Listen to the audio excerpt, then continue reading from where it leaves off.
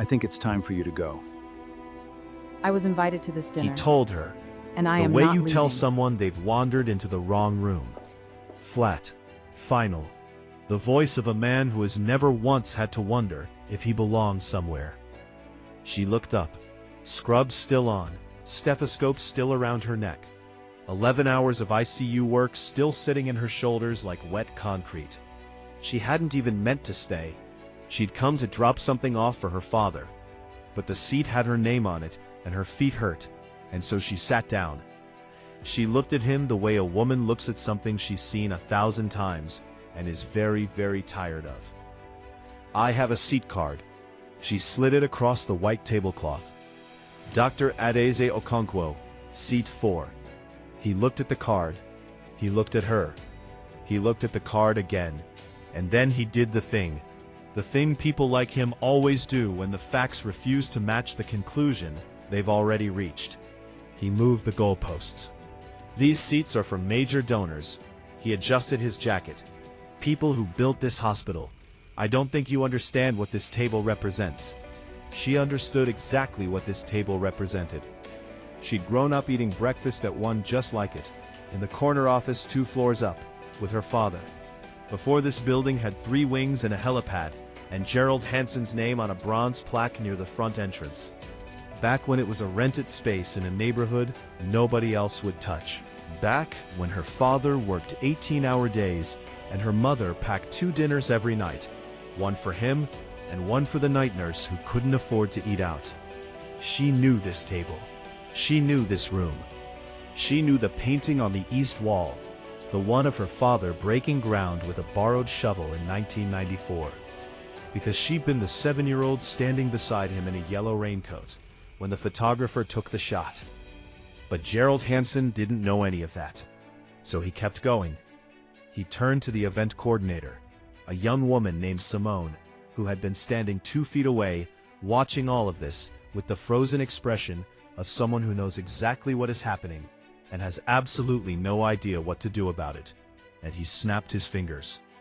Actually snapped them. The sound cut through the conversation at the table like something cracking. Can someone check whether this woman is supposed to be here? I think there's been a mix-up. This woman. Not this guest, not this doctor, not this person with a seat card with her name printed on it in the same font as everyone else at the table. This woman. The 2 words that erase everything before them. The shortcut that skips the name, skips the title, skips the 34 years of a life, and lands directly on the surface of a person, and says, "That's enough. I've seen enough. I've already decided." 300 people in this room, 30 years of history on these walls. Her father's name on the building, in letters 2 feet tall, lit up from below, so you could read them from the street on a rainy night. And Gerald Hansen was standing over her with a champagne glass and a certainty he hadn't earned, telling her she didn't belong at a table in a hospital that existed because her family willed it into the world. She didn't argue. She didn't explain. She didn't pull out her phone and show him a photograph or list her credentials or perform the exhausting ritual of proving herself to a man who had already decided the verdict before he heard a single word of testimony. She just sat there, hands in her lap, back straight, eyes level, waiting, because she knew something Gerald Hansen didn't. Her father was in the room, and in less than 20 minutes, he was going to walk up to the front, take the microphone, look out at 300 people, including the man currently standing over his daughter with a champagne glass and a snapped finger, and say something that would make every person in this room go completely, absolutely still. She didn't need to defend herself. The room was about to do it for her. If you've ever walked into a space you built and been treated like you wandered in by mistake, stay. Because what happens in the next 40 minutes of this story will remind you exactly what quiet dignity looks like when it finally gets its moment. Hit that subscribe button, turn on notifications, and don't go anywhere. Act 1. The room she grew up in. The hospital had a smell. Not the sharp antiseptic smell that most people think of when they imagine a hospital.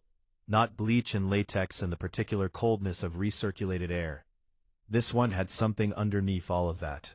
old wood and floor wax, and the faint ghost of the jollof rice her mother used to bring in a covered pot every Friday evening when Adaeze was small. Because her father forgot to eat on Fridays, and her mother had decided years ago that forgetting to eat was not something she would allow in a man who was trying to save an entire neighborhood.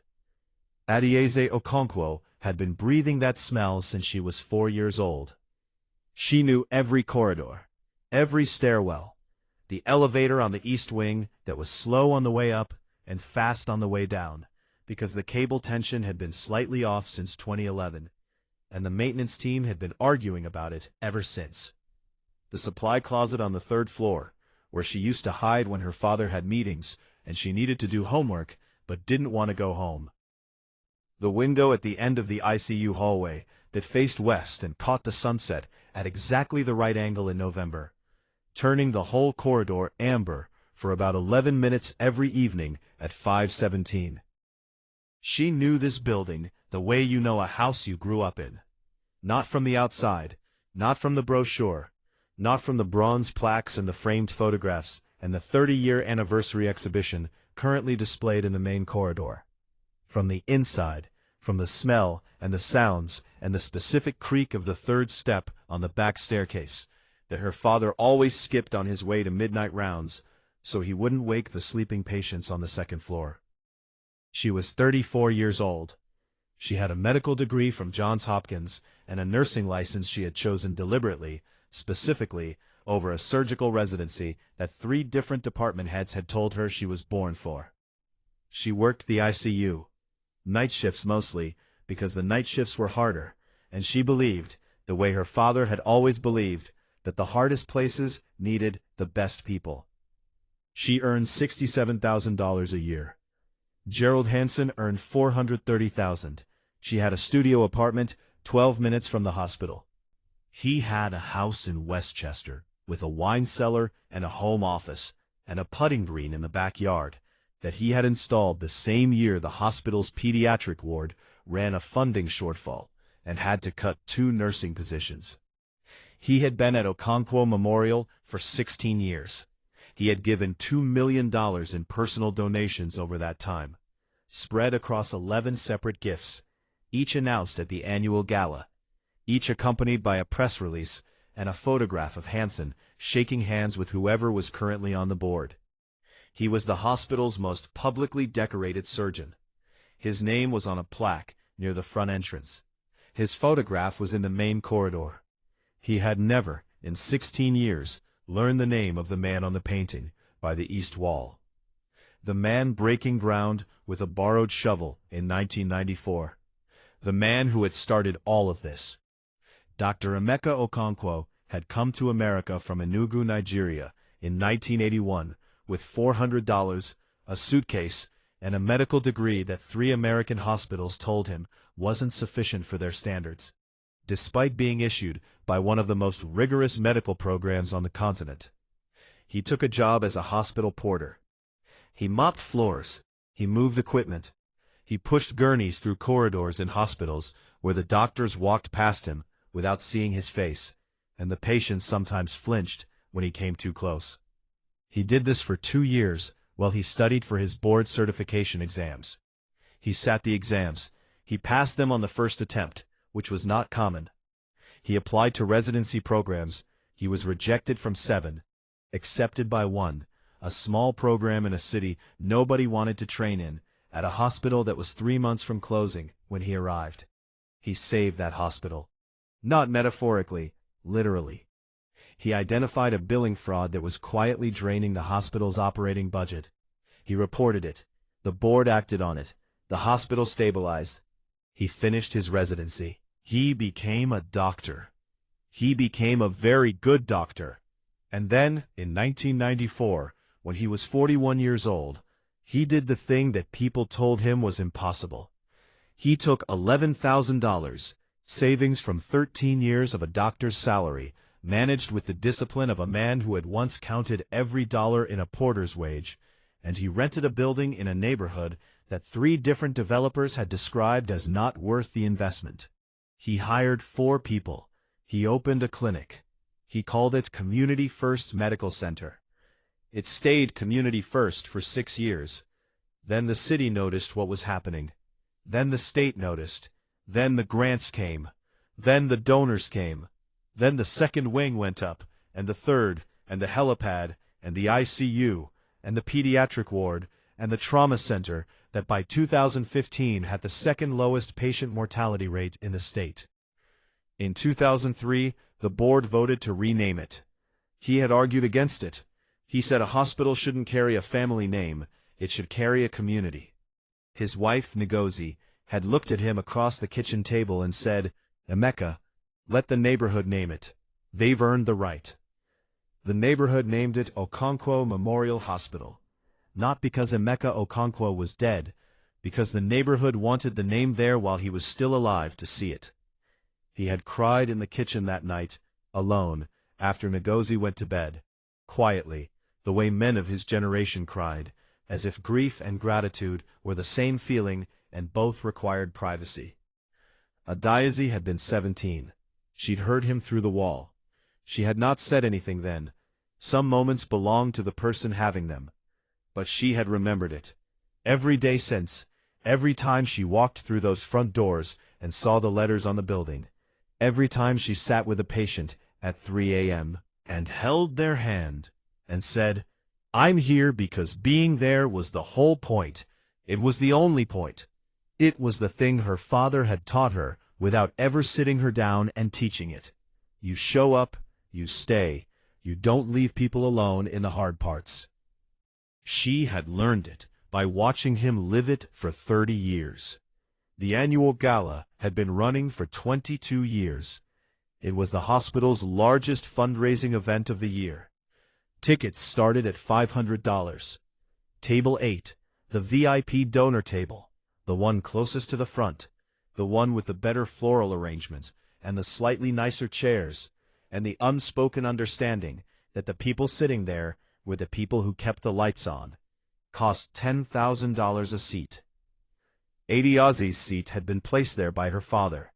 He did it every year. Every year, seat 4 at table 8 had a card with her name on it.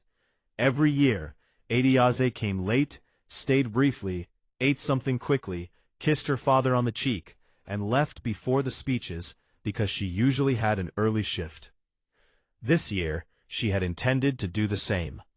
She had come straight from the ICU at 7:45 p.m., still in her scrubs, carrying a folder of documents her father had asked her to bring, quarterly reports from the nursing staff that he wanted to reference during his address.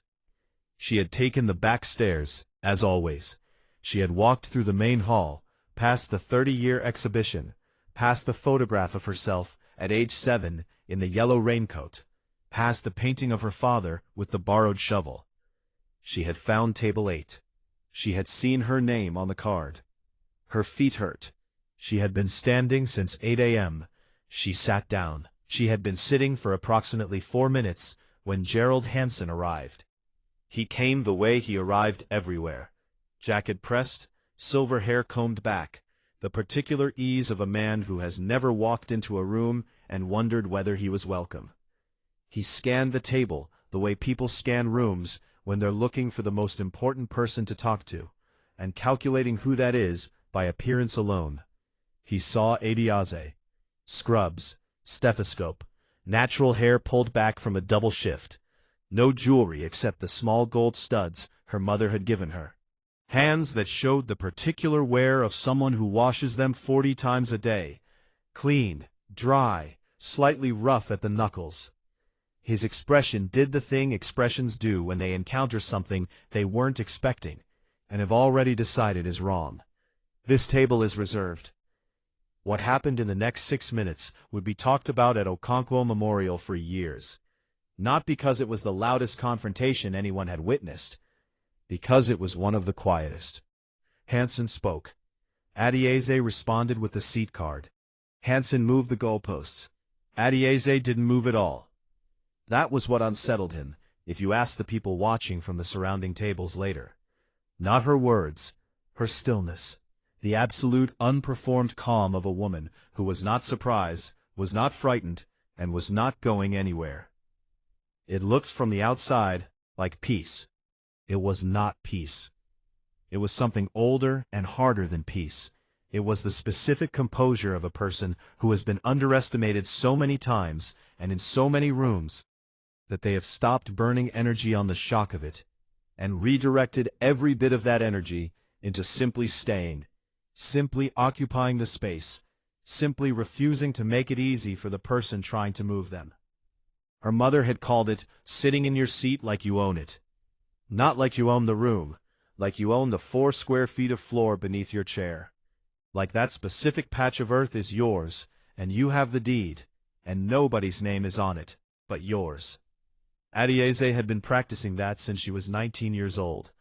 The first time an attending physician at Johns Hopkins had looked at her lab results and said, impressed, "Whose work is this?"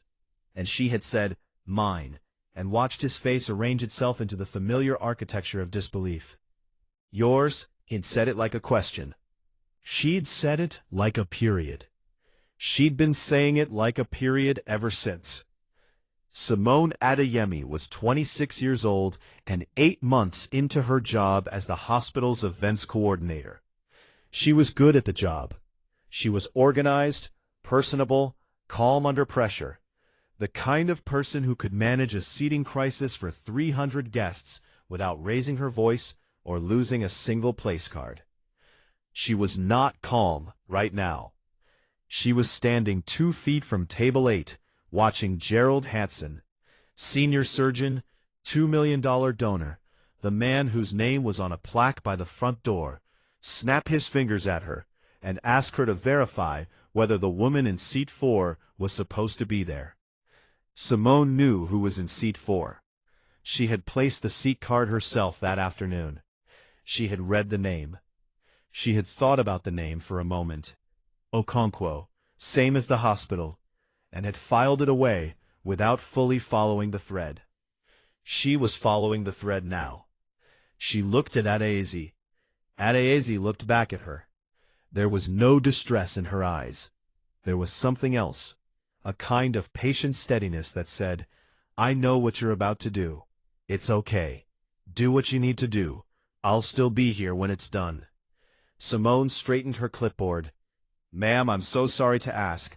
Could I see your seat card, just to confirm the booking?" Adaeze handed it over without a word. Simone looked at it. Dr. Adaeze Okonkwo, seat 4, table 8, guest of Dr. Emeka Okonkwo.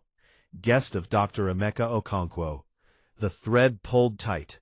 Simone looked up at Hansen. "Sir, her booking is confirmed. She's a direct guest of the hospital founder." Hansen took the card from Simone's hand, took it, without asking, and read it himself. Guest of. So she didn't purchase the seat. She was given it. "Sir, I'm not questioning the booking. I'm questioning whether someone who was given a seat at this table has the same standing as someone who paid for one." He looked around the table, a brief survey, collecting silent agreement from whoever would offer it. "This is a donor table. These conversations are confidential. They involve figures and strategies that aren't appropriate for general staff." General staff. 2 words. The stethoscope around Adaeze's neck might as well have been a maid's uniform, the way he said it.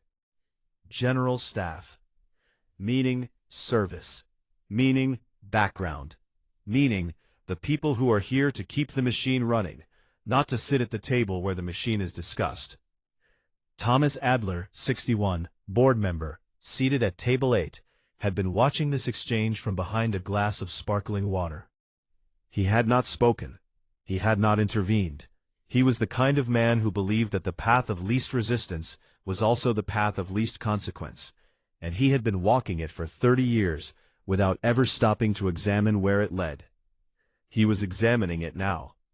He looked at Adaeze. He looked at the seat card Simone was still holding. He looked at the name. Okonkwo. He knew that name. He had been on this board for 9 years. He had sat in this room for 9 annual galas. He had seen the painting on the east wall 9 times.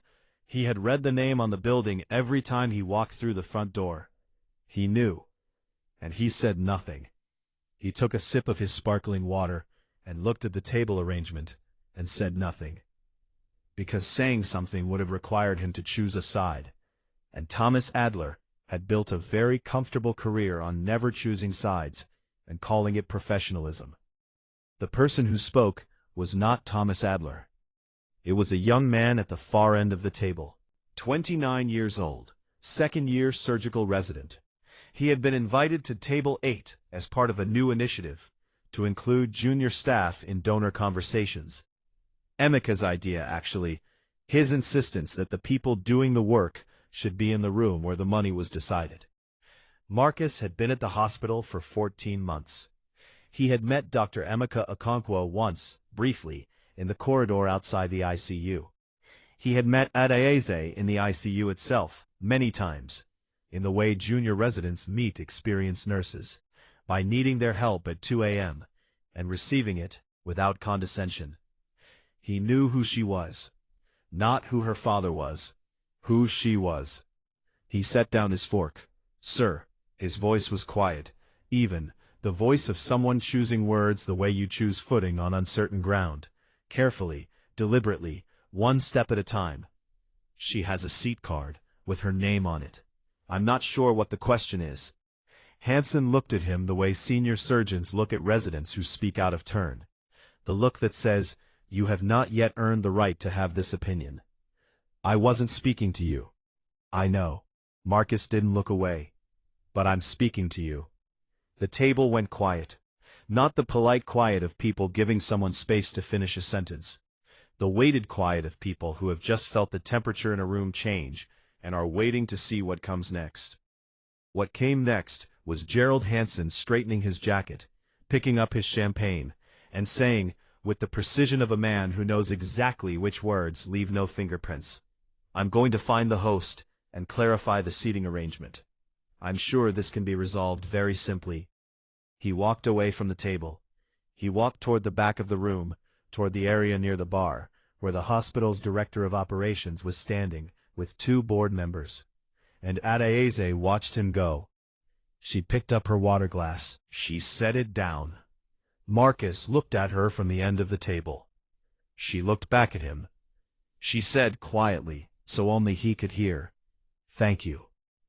He nodded, once, tight. The nod of someone who isn't sure they did enough, but did what they could. "Does he know who you are?" Marcus asked. "No." "Are you going to tell him?" She was quiet for a moment. She looked at the painting on the east wall, the borrowed shovel, the yellow raincoat, the 7-year-old girl standing beside the man who built all of this out of $11,000, and the refusal to believe that a neighborhood no one else valued wasn't worth everything. "My father's going to speak in about 15 minutes. She looked back at Marcus. "He'll find out then." Marcus sat back in his chair. He looked at Hansen across the room, already leaning into a conversation with the director of operations, already gesturing toward Table 8 with the glass in his hand, already building the case that something needed to be fixed. He looked back at Adaeze. He said nothing else. He picked up his fork. He waited. "Before we go any further, if you can see exactly where this is heading, and your chest is already tight, you're not alone. Drop a comment right now. Tell me, would you have been Marcus, or would you have been Thomas Adler? Because both of those people were sitting at the same table, and only one of them said something. I need to know which one you are. Don't go anywhere. The next 5 minutes of this story change everything." Gerald Hansen had been a surgeon for 28 years. He was good at it. That part was real. His hands were steady, his judgment under pressure was sound, and his patient outcomes in complex spinal procedures were genuinely among the best in the state. 3 of his former residents had gone on to lead departments of their own.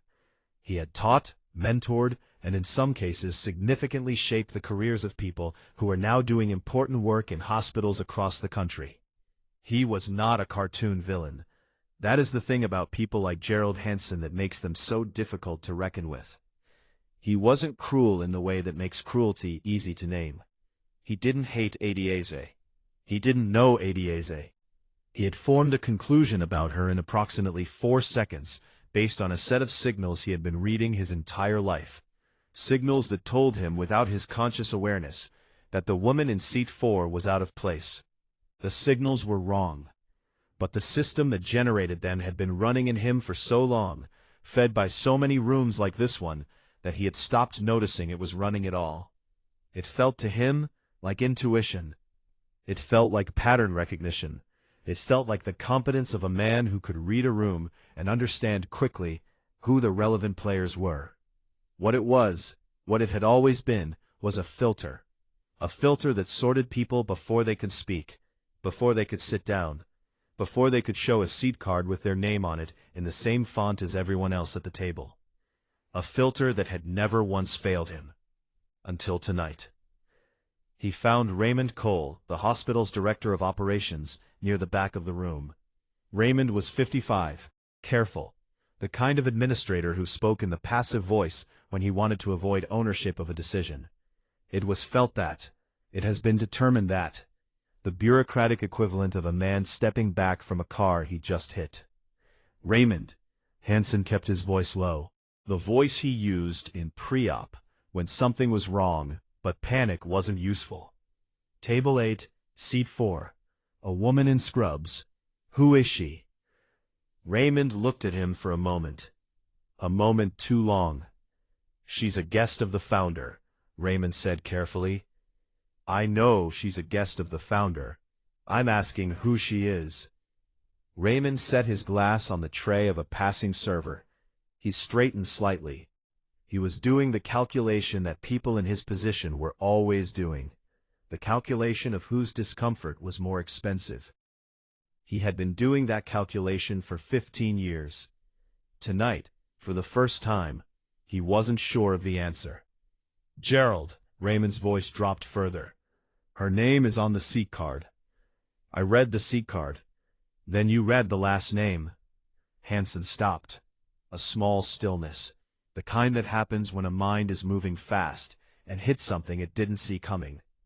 He looked at Raymond. Raymond looked back, the expression of a man who has just handed someone a piece of information and is watching them figure out what it means. Okonkwo, the name on the seat card, the name on the building, the name on the painting by the east wall. Hansen's hand tightened around his champagne glass, not visibly, just enough that the stem pressed into his palm, and he felt it. She's his daughter, Raymond said quietly. Adaeze. She works the ICU, night shifts mostly. The ICU. Hansen had been in the ICU 3 days ago. He had walked through it on the way to the surgical floor. He had passed nurses without counting them.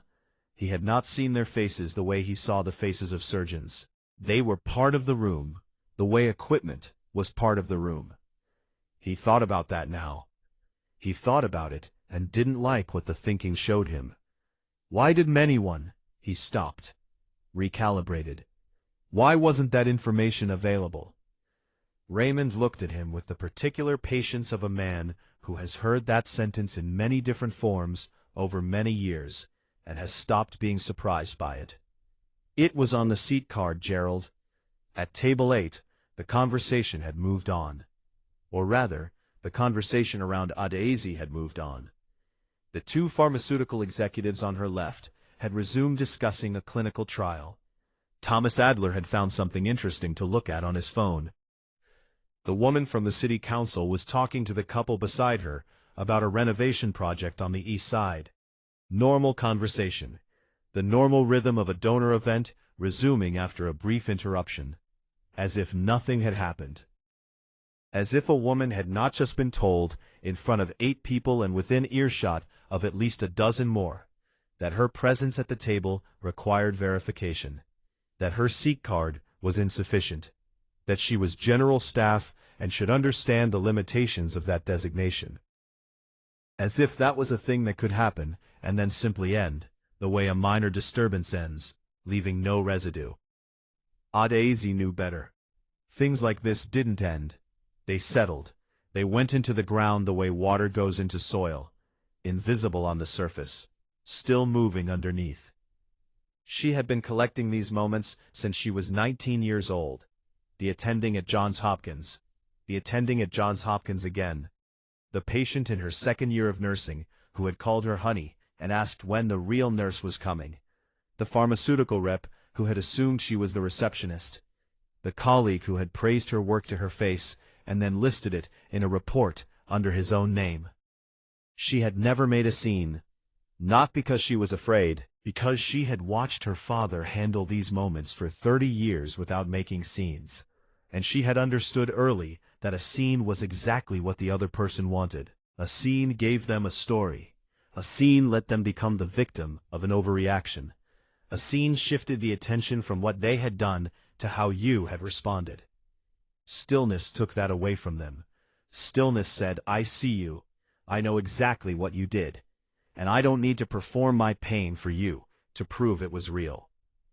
She had learned that from Ngozi, her mother, who had sat across from 3 different insurance company representatives over 20 years, who had tried to deny coverage to Okonkwo Memorial's patients on technicalities, and had defeated every single one of them in quiet, methodical, fully documented appeals without raising her voice once. The loudest person in the room, Ngozi used to say, is usually the least confident one. You don't have to be loud when you're right. Right is its own volume. Adaeze held her water glass and was right quietly at table 8, and waited. Simone found her in the few minutes before the speeches began, not at the table. Adaeze had stepped away briefly, walking to the corridor outside the main room to call her father. He was running 4 minutes behind. His assistant had texted, caught in a conversation near the entrance. Adaeze had called to tell him she was there, that she had the folder, that she would hand it to him before he went up. Simone caught her in the corridor. Dr. Okonkwo. She stopped a few feet away. Her clipboard was at her side. Her professional composure, the thing she had been trained to maintain in every scenario, had a small crack in it. Not visible in her face, in her voice. The slight tightness of someone who has been holding something for the last 20 minutes, and has run out of good reasons to keep holding it. I'm sorry, Simone said, about what happened at the table. I should have. I could have handled that differently. Adaeze looked at her. You checked my seat card, she said. You confirmed the booking. I know, but the way he was talking to you, and I just... She stopped, pressed her lips together. I've seen it before. Not here specifically, but I know the shape of it, and I stood there with my clipboard. The corridor was quiet.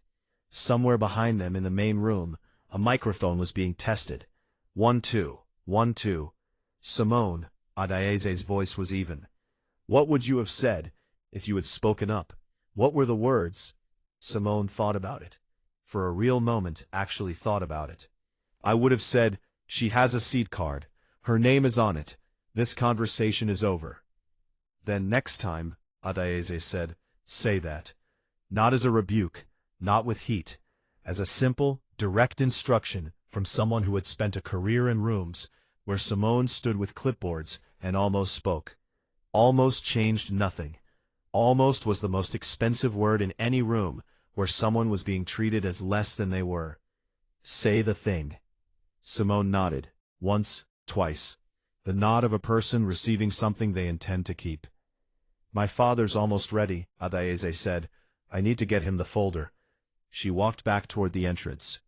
Emeka Okonkwo was 68 years old, and he moved through the corridor of his hospital the way water moves through a place it has always been. Not urgently, not slowly, but with the particular ease of something that belongs exactly where it is. He was wearing a dark suit he had owned for 11 years. Not because he couldn't afford a new one, because he saw no reason to replace something that still worked. Ngozi had pressed it that afternoon and left it on the bedroom door with a note that said, You built this. Act like it. He had laughed, put on the suit, and carried the note in his breast pocket the way he carried every note she had ever left him. Because Ngozi's handwriting was the most reliable thing he knew. He saw Adaeze coming down the corridor, and his face did what his face always did when he saw her. Not a smile exactly, something deeper than a smile. The expression of a man who has seen enough of the world to know that most of what matters can't be bought, built, or planned. It just arrives, the way this woman had arrived 41 years ago in a hospital room in Lagos, while Emeka was still finishing his first year of medical school, and had rearranged every priority he thought he had. "You came straight from the floor," he said, looking at the scrubs. "You said bring the folder." "I said bring the folder. I didn't say where yesterday's shift." "It's today's shift. I'm still in it." She handed him the folder. "There are 3 items flagged on page 6, the night staff coverage numbers for Q3. He took the folder. He looked at her face, the particular way fathers look at daughters when they sense something happened and are waiting to be told or not told, according to what the daughter needs. "How are you?" he asked. "I'm fine." He waited. She looked at him. He was still looking at her with that patient, unhurried attention. The attention he gave everything: patience, problems, people. The attention that said, "I have time. You have all the time you need." "There was a situation at the table," she said. "A man. He didn't think I belonged there." Emeka was quiet for a moment. "Did he say so?" "Did he say so?" "Clearly." Another moment. Emeka looked at the folder in his hands, at the flagged page, at 30 years of numbers, of staff, of the machinery of a place he had made out of nothing, because nothing was what the neighborhood had been given, and he had decided that was not acceptable. "What did you do?" he asked. "I sat there." He looked up at her. "Good," he said. He straightened his jacket. He tucked the folder under his arm. He touched her elbow briefly, the gesture he had always used since she was small, that meant, "I see you, I'm here, you're not alone," without requiring either of them to say any of those words. "Go sit down," he said. "I'll be up in a moment." She went back to seat 4. He stood in the corridor alone for 60 seconds. Then he walked into the room. Act 3. The truth arrives on its own schedule. "I need you to stay with me right now, because what this man is about to say, what a father who built a hospital out of $11,000 and a borrowed shovel is about to say in front of the man who just told his daughter she was general staff, is not a speech, it's a verdict. Hit that like button right now and don't move." The room settled when Emeka Okonkwo walked to the front. It did this every year, not because anyone called for quiet, because there was something about his presence, not commanding exactly, not the presence of a man who demanded attention, but the presence of a man whose attention you wanted to have, whose approval meant something, in the way the approval of people who rarely give it means something. He stood at the front. He looked out at the room. 300 people, the tables with their white cloths and their flower arrangements and their half-finished glasses, the faces he knew and the faces he didn't, the 30-year exhibition on the walls behind them, the photographs and the dates and the slow accumulation of a thing that had been built not all at once, but 1 year at a time, one patient at a time, one 3 a.m. decision at a time. He didn't use notes. He never used notes for this. 30 years, he said. His voice was not loud. It filled the room anyway, the way quiet voices fill rooms when everyone in them is listening. 30 years ago, I signed a lease on a building that a real estate agent described to me as a project. He meant it as a warning. I understood it as a description of what I was there to do. A few quiet laughs from people who had heard this part before. The comfortable laughter of familiarity. I have spoken at this event for 22 years, and every year I say the same thing, because it is still true, and I believe true things should be repeated until they are understood. This hospital is not mine. It was never mine. It belongs to the neighborhood. It belongs to the patients. It belongs to the staff. Every person on every floor, every shift, every role, who show up and do the work that medicine actually requires. He paused. I want to speak tonight about worth. The room was very still. There is a particular habit that institutions develop over time, the habit of assigning worth by visibility, by title, by the size of a check, the floor of a building, the cost of a seat. We do it without thinking.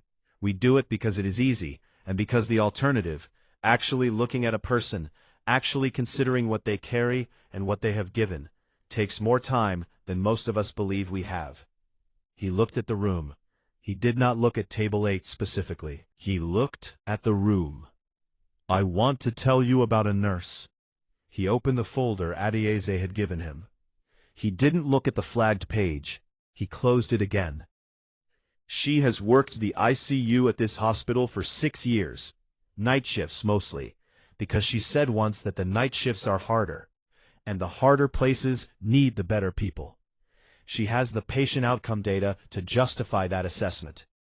Her work on the overnight sepsis protocol that we implemented in 2021 reduced ICU mortality in this hospital by 11%.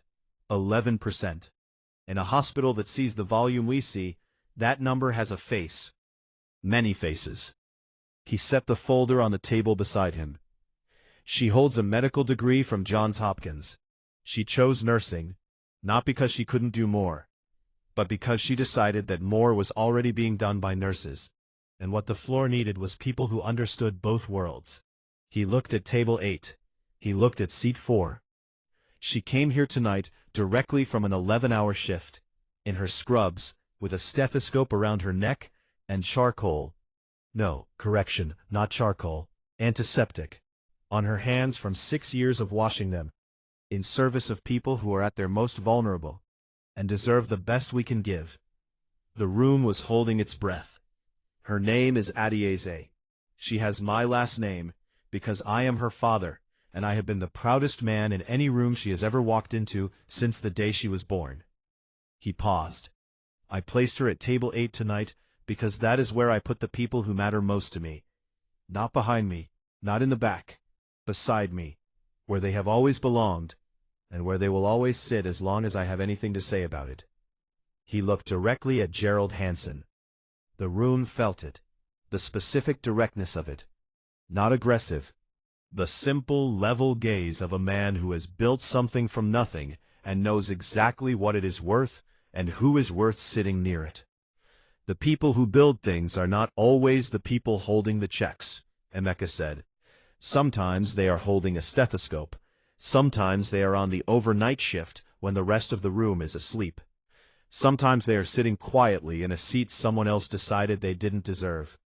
He closed with the thing he had been closing with for 22 years. This hospital exists because I refuse to accept that worth was determined by where someone put you. It exists because I believed, and I still believe, that you prove what you value by where you place the things you love. Not in the back, not in the corner, in the front, in the light, where everyone can see them for what they are. He picked up the folder. He stepped back. The room was quiet for a full 3 seconds. Then, it was not quiet at all. What happens after? The applause lasted longer than it usually did. Adaeze did not cry. She had made a private agreement with herself at age 22. After the 3rd time a room had made her feel small, and she had cried about it alone in a bathroom afterward, that she would not give moments like this her tears. Not because the tears weren't real, because they were hers, and she was selective about what she gave to rooms that hadn't earned it. She stood when her father looked at her. She stood and she smoothed her scrubs, and she looked at the room looking at her with the same steady eyes she had used on Gerald Hansen 40 minutes ago. Same eyes, different moment. Thomas Adler was on his feet. He was applauding with the particular enthusiasm of a man who had been sitting on his hands all evening and was trying to make up for it. His face had the look of someone doing math he didn't enjoy. The slow calculation of what his silence had cost him and whether the applause could cover the debt. It couldn't. But he didn't know that yet. Marcus Webb was on his feet. He was not applauding with calculation. He was applauding because a woman he respected had just been publicly given what she had always been owed, and he was genuinely glad to be in the room when it happened. Simone, standing near the side wall with her clipboard, was not applauding because her hands were full. She was smiling. The kind of smile that starts in the chest and arrives on the face slightly late, the way important things often do. Gerald Hansen stood. He stood because not standing was no longer an option. Because the room was standing, and the room was looking, and the room had just been told, clearly, by the man whose name was on the building, that the woman he had tried to remove from her seat was that man's daughter, was the architect of an 11% reduction in ICU mortality, was a Johns Hopkins medical graduate who had chosen the floor over the surgical suite because she believed the floor was where the work was. He stood and he applauded, and he did not know where to put his face. There was no right configuration for his face right now. He tried neutral. Neutral looked like a man trying not to look guilty, which is its own kind of expression. He tried attentive. Attentive looked worse. He settled on looking at the front of the room rather than at table 8, which was at least honest. He could not look at Adaeze right now. He would need a few minutes before he could look at Adaeze. He would need significantly longer than a few minutes. He found her 20 minutes later, near the corridor outside the main room. She was on her way out, coat on, bag over her shoulder, the carry of someone who had given the evening what it was owed, and was now returning to the rest of her life. Dr. Okonkwo. She stopped, turned. He had rehearsed something on the walk over, something measured, something that acknowledged the situation without fully inhabiting it. The verbal equivalent of a partial apology, the kind that describes the feeling without naming the cause. He opened his mouth to deliver it. She looked at him. And the rehearsed thing didn't come. What came instead was the truth, smaller and worse than the speech he had planned. I didn't know who you were. She looked at him for a moment, the same level, patient look. The look that was not forgiving yet, and was not deciding whether to be. I know you didn't, she said.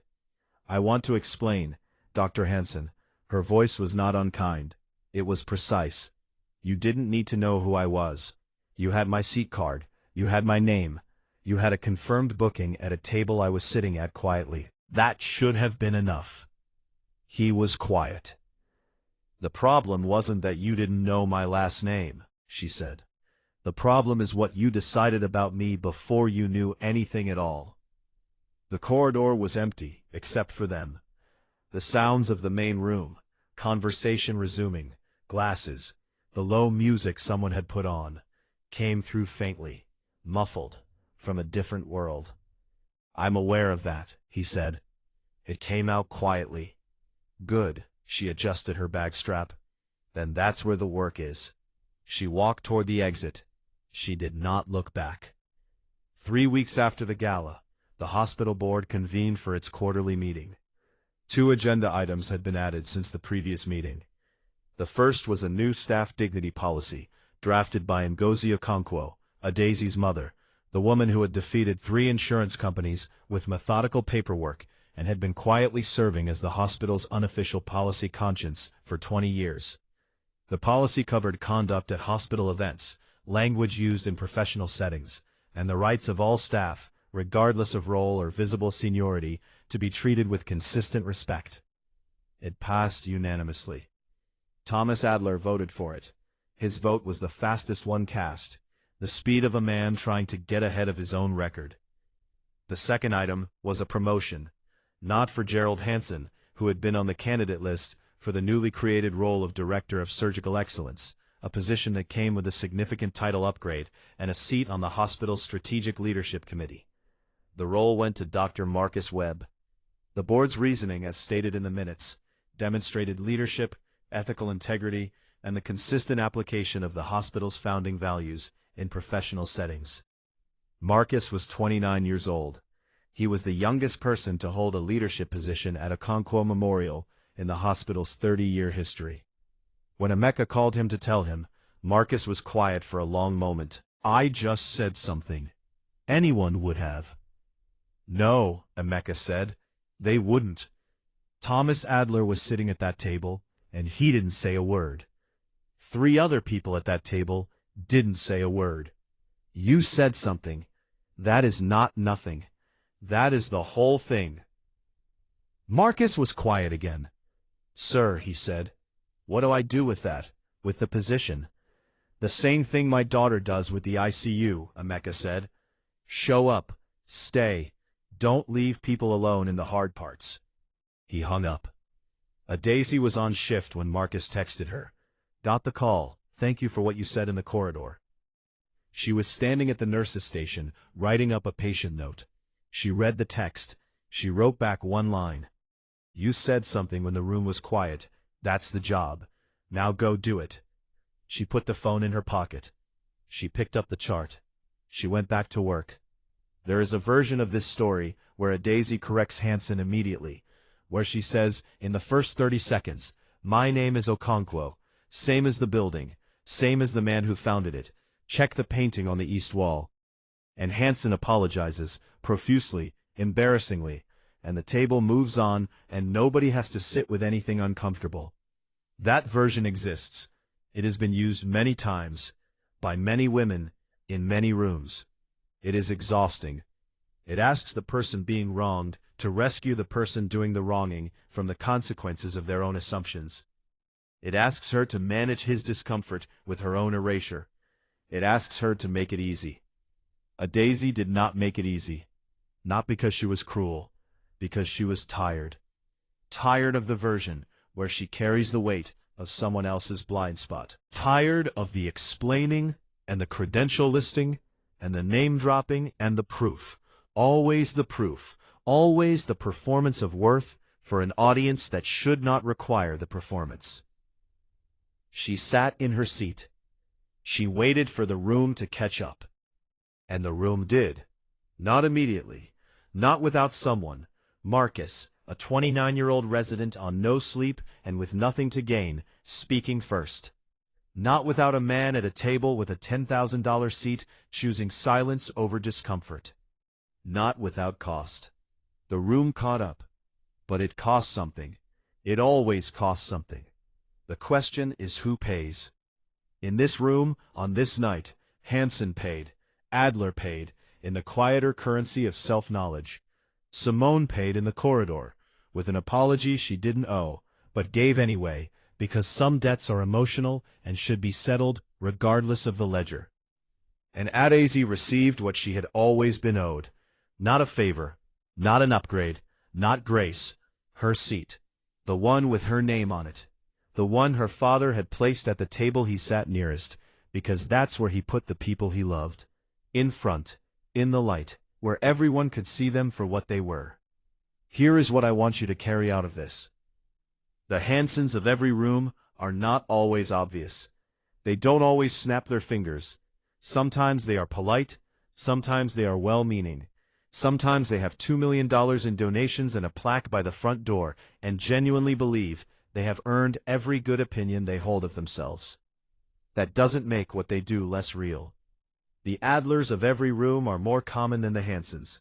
The people who see clearly and choose comfortable silence. The people who have the power to speak and use that power to stay quiet and call it neutrality. Neutrality is not neutral when someone is being told they don't belong in a room they built. Neutrality is a choice. It is always cast for someone. Usually for the person who is already winning. And the Marcuses, the 29-year-olds with nothing to gain and no uniform to hide behind and no title to protect them, who say quietly, she has a seat card, I'm not sure what the question is. They are rarer than they should be. Be the Marcus. Not because someone is watching, not because there is a promotion on the other side of it, though in this story there was. Because the alternative is Thomas Adler, and Thomas Adler will be doing math about his silence for a long time. And if you have someone in your life, someone who shows up in their scrubs, someone who works the overnight shift, someone who chooses the harder floor because that's where they believe they should be, put them at the table. Not behind you, not wherever's left, not in the economy seat you assign while buying yourself the $4,800 upgrade, beside you. That's where they belong. That's where they've always belonged. If this story stayed with you, subscribe to this channel, share it with someone who needs to hear it, and leave a comment telling me, who were you in this room? Were you Marcus? Were you Adler? Were you Simone in the corridor? Were you the person who has been sitting in someone else's version of seat 4, waiting for the room to catch up. I read every comment.